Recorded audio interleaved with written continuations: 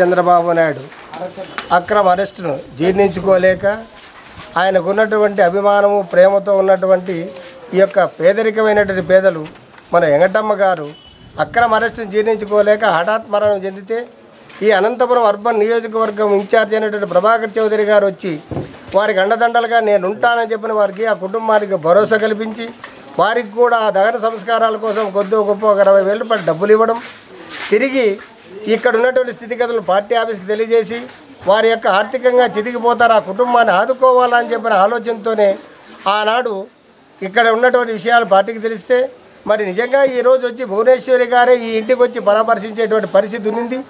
ఎందుకంటే అవకాశాలు లేక ఆమె కొన్ని కారణాల వల్ల ఆమె రాలేకపోయింది.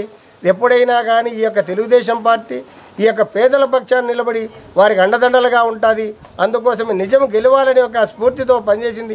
అందుకోసం ఆ రకంగా చనిపోయిన ప్రతి వ్యక్తికి 3,000 రూపాయలు స్వతంత్రంగా ఆమె వచ్చి వారి ఇంటికి వచ్చి 3 లక్షల రూపాయలు ఇచ్చి ఓదారుస్తూ ఆ కుటుంబానికి భవిష్యత్తులో మేము మరింత భరోసా ఉంటామని చెప్పడానికి ఈనాడు నిదర్శనం.